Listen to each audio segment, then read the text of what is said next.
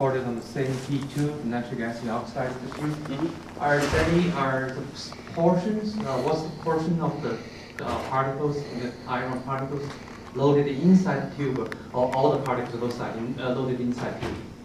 What's the portion? Based on TM analysis, more than I would say around 70-75% are inside the nanotubes. Also, I showed the calculation shows that 65% are open. So when you have an open cap, based on capillary force, you will have lots of because the amount of metal solution that I impregnated over the support is the same. It was equal to amount of pore volume. So we were controlling that most of the nanotubes and most of the metal solutions penetrate inside the nanotube pores. About 70%. Yes, 70-75%. Yes. Thank you. Any other questions?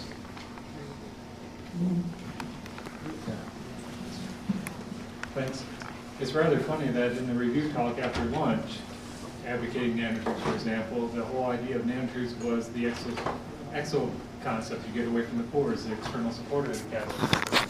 Yes. Surprisingly enough, your results show that you need the porosity of the nanotubes to embed and encapsulate the particles so they remain stable. I don't dispute that result. It's a very interesting contrast with the other advocacy for that. But I guess even if you have the particle inside, as you said, most of the fraction of iron and CNT2 are inside, but certainly you would expect everything else after the first particle is going to be inaccessible anyway. From the standpoint, those particles are basically blocking the tube. There's going to be very little gas exchange, past particle number 1 starting from the end. I would like to add that if we had a keynote speaker about the effect of confinement of nanoparticles inside the nanotubes. So they have done an extensive study that have shown that when the particles are inside, the stability, activity, and selectivity is better. About the accessibility of the reactant to metal particles, I would say that the size of our metal particles are much smaller than the nanotube because nanotubes pore. Our nanotube pores is around 10 to 15. If you go back to your TEM micrograph, they were filling. It shows like that there, but based on I know what you mean. From this point of view, you can see that they are blocked that one. But there are many TEM analysis that shows that the metals are half block the nanotube pores. I showed this TM because to show that the nanotubes are inside the tubes. Time for one more. I want to slow on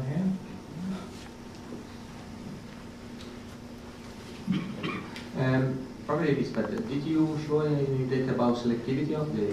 Not on this presentation, no. But we have published one paper shows. Yeah. Which is the selectivity?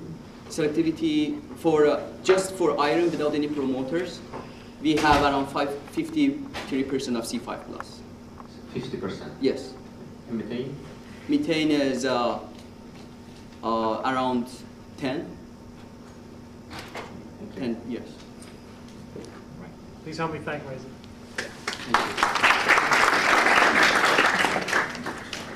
Presentation will be by Jakob Christensen from the Technical University of Denmark. We'll be speaking on the process conditions and the synthesis of higher alcohols from syngas.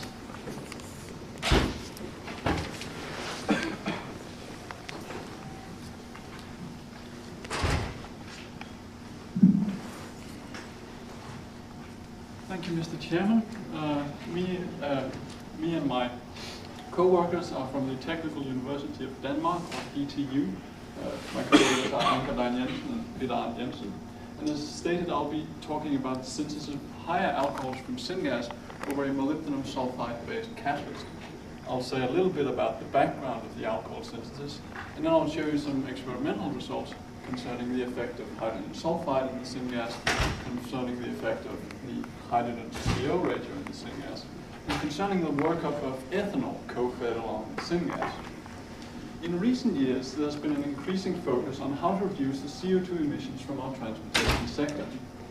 And part of the solution might be an increased use of biofuels. So we might be going back to biomass-driven transportation. Terms like bioethanol and biodiesel have become well known, but this has so far been solutions that utilize the most valuable part of the available biomass. So an alternative is a gasification process. By reaction with steam at high temperature and pressure, essentially all available biomass can be converted into syngas. Typical biomass gasification yields a hydrogen to CO ratio in the order of 1. Additionally, the syngas contains various impurities such as ammonia or hydrogen sulfide. It has to be removed before the syngas is utilized. The syngas can then be catalytically converted into various fuel chemicals. We've heard a lot about Fischer-Tropsch liquids, but another possibility is alcohols. Alcohols have high octane numbers, which makes them well suited as additives to or replacements for oil-derived gasoline. But if alcohols initially are used as gasoline additives, then the minor alcohols, methanol and ethanol, have the problem that they can cause a phase separation in alcohol-gasoline mixtures. This occurs if either the temperature is too low or the water content is too high. What we see in this figure here is the water content that various alcohol-gasoline mixtures can tolerate before phase separation occurs. We see that methanol-containing mixtures have very low water tolerance.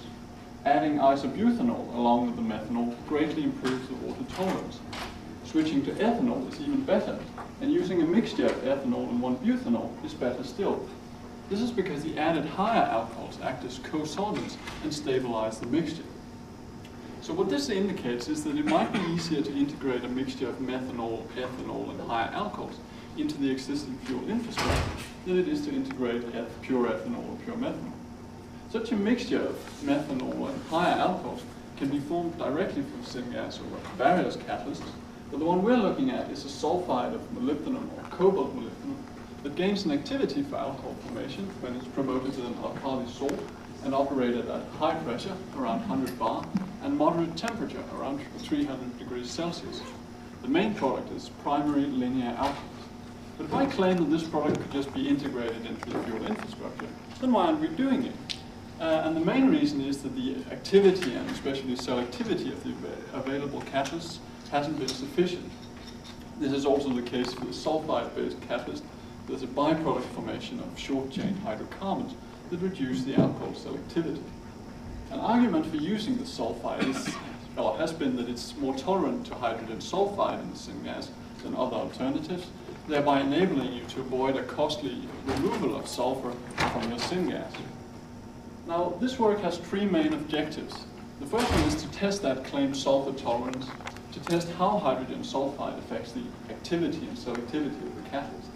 This is important since the catalyst is a sulfide, but of course CO and hydrogen are the dominant factors in the syngas. And we've also investigated how their distribution affects the alcohol production. Then I showed you that higher alcohols generally have desirable fuel blending characteristics. And one way of boosting the production of these desirable higher alcohols could be to co-feed lower alcohols along with the syngas. And here we've looked at the workup of ethanol into longer and potentially more valuable alcohols, where the ethanol is co-fed along with syngas. The experimental results are obtained using carbon-supported, potassium-promoted cobalt molybdenum sulfide catalyst provided by Hydrocarbon. Before use, the catalyst is sulfided in flow of 2% hydrogen sulfide and hydrogen. The catalyst is located in a quartz tube inside a stainless steel pressure shell. As the inside of this quartz tube is pressurized, nitrogen is simultaneously dosed to the pressure shell around it to avoid any pressure gradients across the quartz tube wall. This system should allow us to study such high pressure chemistry without contaminating our results with a catalytic effect from the reactor wall. But if we move to the results and the question of how this sulfide reacts to syngas, what we see here is the CO conversion and the alcohol selectivity as functions of time on stream in a sulfur-free syngas. We can see the conversion initially peaks and then gradually decreases towards a stabilized lower level. The alcohol selectivity, on the other hand, gradually increases towards a stabilized level. The catalyst requires quite a long time to stabilize in a sulfur-free syngas, in the order of 30 hours. But when it stabilizes, the alcohol selectivity of around 90% is quite a good result. However, the CO conversion of 3% is hardly impressive. Now, if 218 ppm of hydrogen sulfide is added to the syngas, the qualitative behavior is the same, but the stabilization period is faster, around 10 hours. However, the alcohol selectivity is lower, while the CO conversion is higher. This is because hydrogen sulfide promotes hydrocarbon formation, which is of course a highly undesirable effect. A positive effect of hydrogen sulfide is, on the other hand, that it shifts the distribution of the alcohol product towards the desired higher alcohols. That's what we see here, where we see the product distribution of the alcohols after 30 hours on stream. In a sulfur-free syngas, that's the red columns, methanol is a dominant alcohol, but addition of hydrogen sulfide shifts the product toward higher alcohols and makes ethanol, in this case, the dominant alcohol. Now, the concentration of hydrogen sulfide also has a role in the shift of the product distribution. That's illustrated here, where we see the weight ratio between the production of higher alcohols and the production of methanol. And with 100, 218 ppm, we see this ratio as a function of time on stream with various hydrogen sulfide concentrations in the syngas. And with 100, 200 ppm of hydrogen sulfide in the syngas, this ratio rapidly stabilizes at a value of around 2. But with less than 57 ppm of hydrogen sulfide in the syngas, this ratio gradually decreases with increasing time on stream, reflecting a decreasing fraction of higher alcohols in the product, although the product distribution might seem to stabilize after these 30 hours on stream. The difference between the lower and the higher hydrogen sulfide concentrations might be whether or not the sulfur level in the gas is sufficient to sustain the sulfide as the active phase of the catalyst, because we certainly observe that sulfur is lost from the catalyst in the syngas atmosphere. And unfortunately, part of the sulfur that's lost from the catalyst is also incorporated into the condensed alcohol product. What we see here is the sulfur content in the alcohol product and how this sulfur content increases linearly with the hydrogen sulfide fraction in the gaseous feed. The sulfur content in the product is in the order of several hundred or even several thousand ppm. For comparison, normal regulatory limits for sulfur in gasoline are in the order of 10 ppm.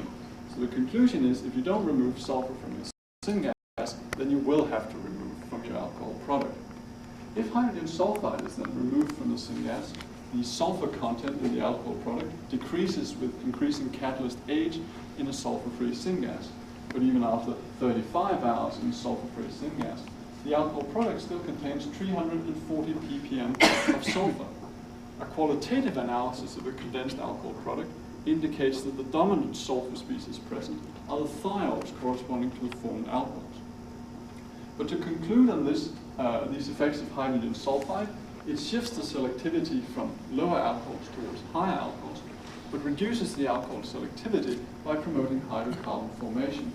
There's a shift in the effect of hydrogen sulfide between 57 and 103 ppm, perhaps related to whether or not the sulfur level can uphold the sulfide as the active phase of the catalyst. And then we observe that sulfur species, mainly thiols, are formed and incorporated into the alcohol product. Due to these negative conclusions, the last results that I'll show you are obtained with a catalyst that has been stabilized for 30 hours on stream in a sulfur-free syngas. But if we turn to the next briefer part of this presentation, concerning the effect of the hydrogen to CO ratio in the syngas, what we see here is the alcohol production rate as a function of the hydrogen to carbon monoxide ratio in the feed. And we see that the methanol production increases with increasing hydrogen content, at least up to a ratio of around 6. The production of higher alcohols, on the other hand, has an optimum with an equimolar mixture of CO and hydrogen. And if we assume that all water formed in the reaction is shifted into CO2, then this is incidentally also the stoichiometric feed for ethanol synthesis from syngas. But the location of this optimum is fortunate because, as I mentioned in the introduction, typical biomass gasification generates a syngas resembling an equimolar mixture of CO and hydrogen. So we can add to our list of conclusions that such an equimolar mixture of CO and hydrogen is ideally suited for the formation of higher alcohols, whereas the formation of methanol benefits from an increased fraction of hydrogen in the syngas. If we go on to the last part of this investigation, we've looked at the workup of ethanol into longer and potentially more valuable alcohols when the ethanol is co-fed along with syngas. Just to know what we should expect from such an investigation, I'll show you the reaction mechanism. Chain growth is believed to occur when CO is added to surface alkyl group to form a so-called acyl species that can be hydrogenated to the corresponding alcohol all the way to a new, no longer alkyl group. Now, if ethanol can be reabsorbed and reintegrated into the reaction mechanism, we would primarily expect an increased production of a single CO addition product, that's propanol. And if we look at the propanol production as a function of the ethanol concentration in the syngas, we do indeed see an increased propanol production. Turning to the production of higher alcohols, the production of methanol decreases slightly. That's because the increased rate of, for example, propanol production consumes CO and hydrogen from the surface that could otherwise have formed methanol. So these are not unexpected results. That, however, comes when we depict the butanol production, because the production of 1-butanol is even more strongly affected than the production of propanol. What this indicates is that another route to chain growth in these catalysts could be the coupling of alcohols. This mechanism is known for example, copper-based alcohol synthesis catalysts, but it's never been observed for the molybdenum-based system. Isobutanol is typically formed in similar amounts as 1-butanol, but that changes when ethanol is added to the feed, because the addition of ethanol has no effect upon the isobutanol production. To complete the picture, we should take a look at the hydrocarbon production. Methane typically constitutes more than 78% of the hydrocarbon product, but the methane production actually decreases when ethanol is added to the feed. Unfortunately, the production of higher hydrocarbons, ethane, ethene, and propane, all increase when ethanol is added to the feed. Of course, all these higher hydrocarbons could be formed from ethanol. If we look at the CO2-free alcohol selectivity relative to the total amount of carbon fed as CO and ethanol, there's a slight loss of selectivity from 79 to 77% when these 3.8% of ethanol is added along to the feed. So to summarize the last part of this talk, ethanol co-fed along with syngas is readily converted into higher alcohols, surprisingly enough, especially into 1-butanol. Unfortunately, the ethanol is also partly converted into higher hydrocarbons, and there's overall a slight loss of selectivity when ethanol is added to the feed. What remains is to acknowledge funding by DTU, Haldor and the Danish Research Council for Technology and Production. I guess the take-home message from this talk is that the sulfur tolerance of the molybdenum-based catalyst is a double-edged sword, because if you don't remove sulfur from your syngas, then you will have to remove it from your alcohol product. On the other hand, the catalyst and process is ideally suited for biomass gasification-derived syngas in terms of the hydrogen to CO ratio. And finally, chain growth for this type of catalyst can occur by either CO addition or by alcohol coupling. And with that message, I will thank you all for your attention.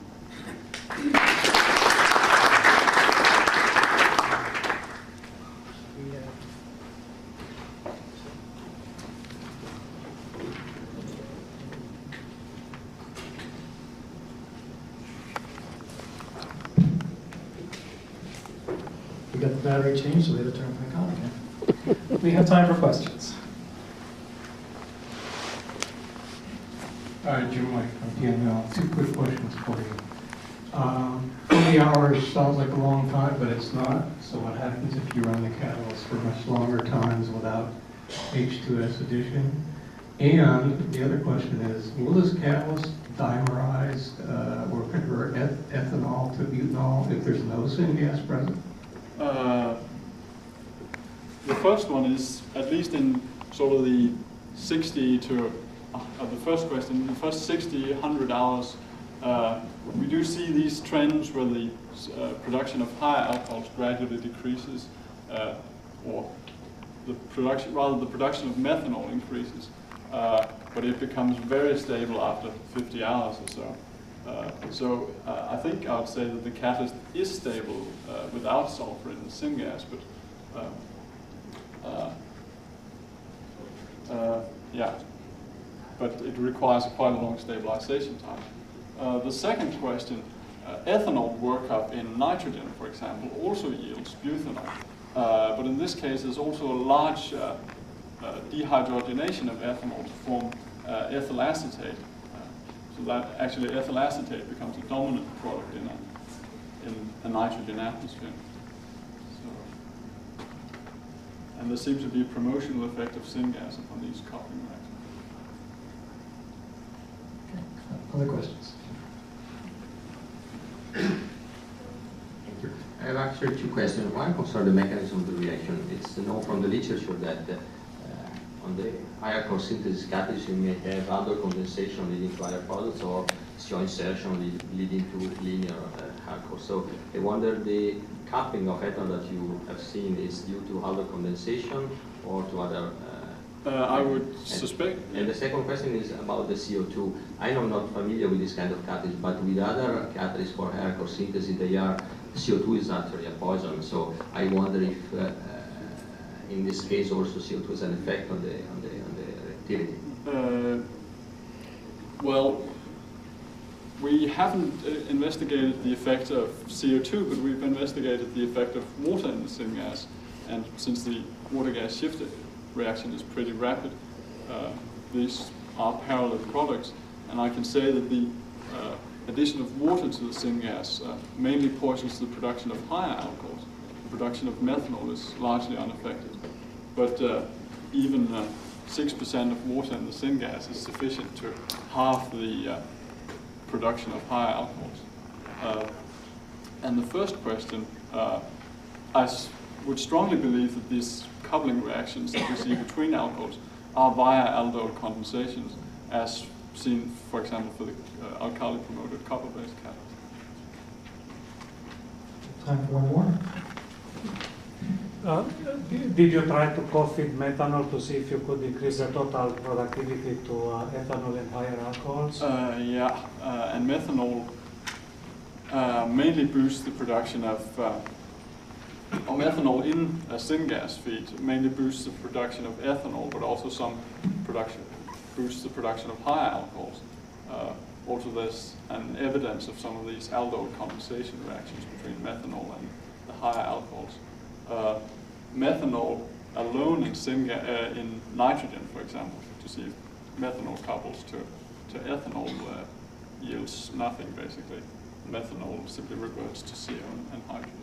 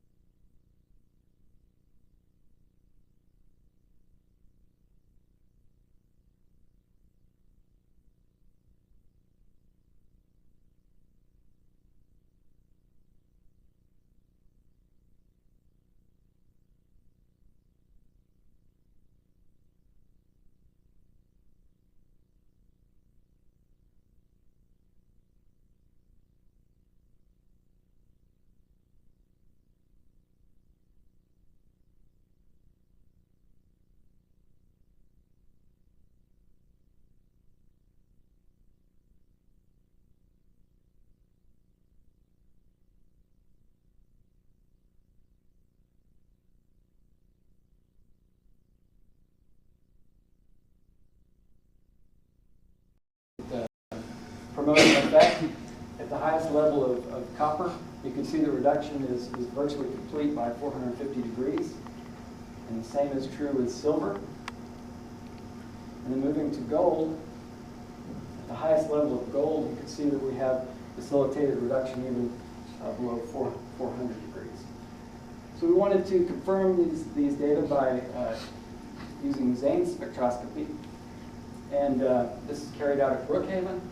This is a reference for COO, and the metal is here. And after 30 minutes of reduction, this is There's one layer of graphite, single-walled or multi-walled nanotubes. Nanotubes possess a meso or macroporous structure, striped pores, and uniform pores. And also it is thermal conductive, so it is good for exothermic reactions. And like other carbon supports, it doesn't show strong metal support interactions. That's why we were interested to study iron catalyst supported on carbon nanotubes. If you have a look at the literature, we will find a few of studies on iron supported on CNTs, but the results are controversial. Some says that some people, they are saying that this is a stable and active catalyst, and the other hand, we have seen some papers that are saying that this is a unstable catalyst. So the objective is to study the stability of iron catalyst, and also if there is any deactivation, what is the main reason, and also study the pretreatment, effect of pretreatment on CN2 supports.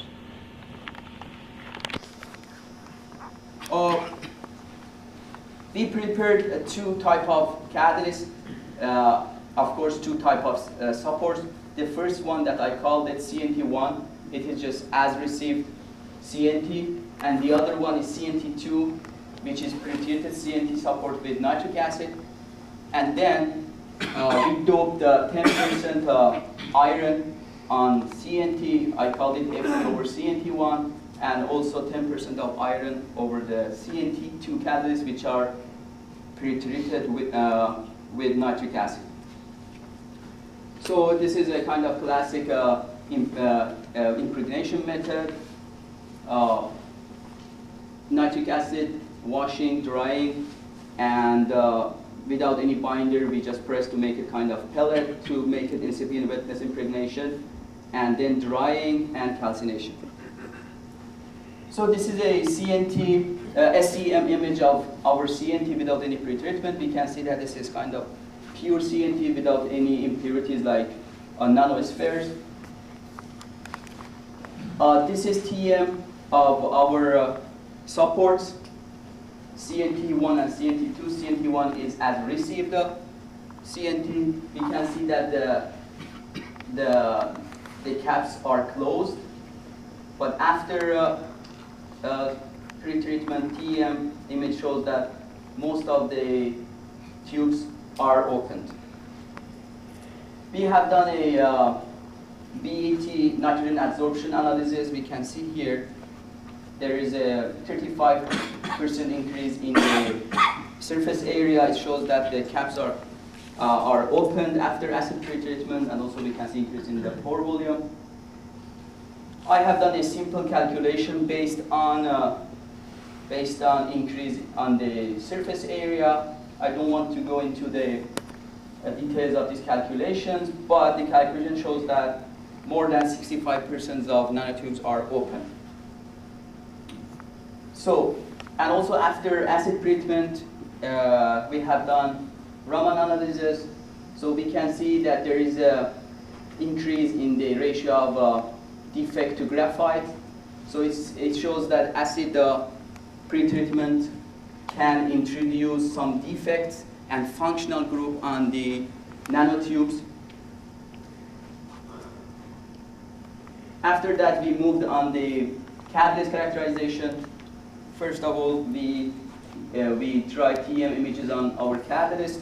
So the good thing about nanotubes is that we can easily see the catalyst, which is very, very favorable for any catalytic studies. So here, this is our CNT1. The caps are closed, and most of the nanotubes, most of the iron metals are doped on the exterior surface. But in the case of CNT1, you can see that most of them are inside. Since the caps are open, and because of the capillary force, when we introduce the metal solution, most of them, the metal solution just penetrate inside the nanotube pores, but after drying and calcination, we had most of these metal particles inside the nanotube pores.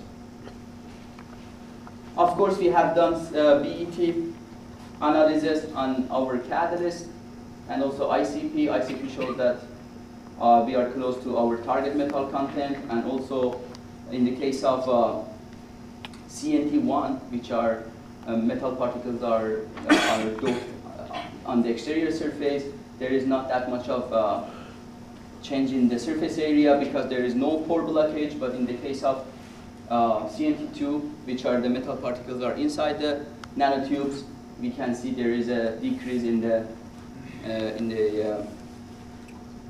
BET surface area. We tried the metal particle size for both catalysts. Here, XRD and Debye-Scherrer equation, we can see that in the case of the CNT2, the particle size are slightly bigger than CNT1, and this data confirmed with the TEM analysis. This is our classical FT reaction setup: two cylinder, 2 flow meter, reaction, fixed bed, control temperature and pressure are controlled, and the feed goes to the condenser, liquid fuel to the offline GC, and the rest to our online GC. This is our long-term deactivation study. The green dot shows CNT1, which are metal particles are on the exterior surface. We can see that there is after 10 hours, we can reach to the highest activity, but after during the 2 days, we have a significant decrease in the activity. But in the case of CNT2, we can see that we have initial activity of 75%. If we compare these two catalysts, CNT1 has higher activity because in the case of CNT2, metal particles are inside the nanotubes, and there is possibility of pore blockage and diffusion limitations. But in the long term, we can see that there is a significant difference here between two catalysts. The important part here, this is the sharp decrease in the initial stage. So we should look for what is the reason for this. To find out this one, after 400 hours, we have done regeneration under hydrogen flow at 400 degrees. So we could recover partially the activity of catalyst in the case of CNT1. So this much of activity is belongs to a deactivation, which is not we cannot regenerate that one. But in the case of CNT1, after the same regeneration, we could regenerate the activity. So we have done to find out what is the reason for the activation, we have done a XRD analysis on our used catalyst.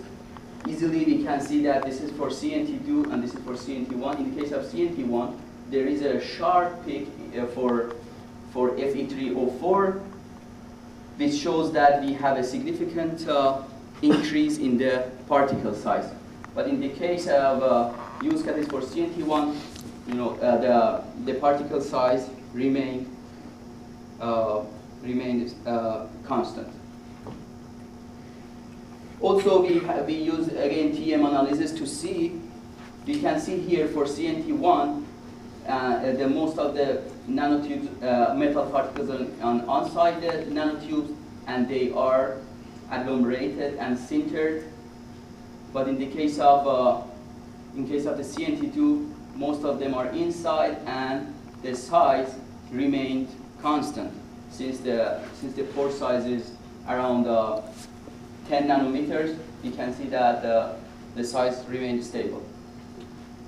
So This is my summary table. We can see for after acid treatment can open the CNT caps, increase BT surface area, and introduce functional group on the surface of nanotubes. CNT1, the closed cap, and the most of metal particles are on the exterior surface. Open cap plus capillary force, metal particles are inside. Particle size, but after reaction, we can see there is a significant increase in the metal particle size. So we have enough evidence to say that the sintering is the major factor for deactivation when we are using nanotubes. And the stability of CNT2 after pretreatment comes from two main reasons. The first one is the presence of functional groups, which works as an anchoring site, and the other one, physical restriction of CNT, which limits the agglomeration of metal size. And we can see that in the case of CNT, because of sintering, we weren't able to recover the activity, but in the case of CNT2, regeneration can recover the activity. At the end, I would like to acknowledge my supervisor, Dr. A.J. Dalai, and also our members in the Chemical Reaction Laboratory, University of Saskatchewan, and NSERC for financial support. Thank you. Thanks for your attention. And any question?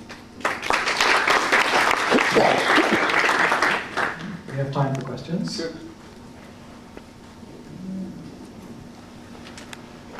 No questions. One question. Yes. Do you have a rough idea of My name is Junyan from Hyperion Catalysis. Do you have a rough idea for the catalyst support?